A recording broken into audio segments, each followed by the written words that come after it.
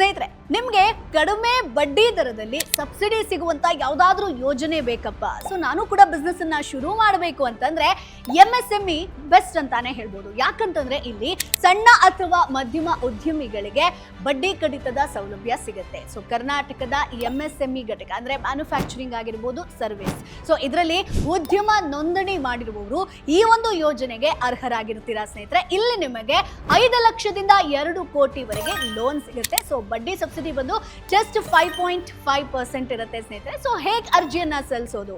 KSFC ಕಚೇರಿಯಲ್ಲಿ ನೀವು ಅರ್ಜಿ ಸಲ್ಲಿಸಬಹುದು. ಹೋಗಬೇಕು ಅಂತಂದ್ರೆ ಪ್ರಾಜೆಕ್ಟ್ ರಿಪೋರ್ಟ್, ಲ್ಯಾಂಡ್ ಡಾಕ್ಯುಮೆಂಟ್ ಹಾಗೆ ಉದ್ಯಮ ನೋಂದಣಿ ಅಗತ್ಯ ಆಗಿರುತ್ತೆ. ಸೊ ಅದನ್ನ ಕೂಡ ನೀವು ರಿಜಿಸ್ಟರ್ ಮಾಡ್ಕೊಂಡಿರಬೇಕು.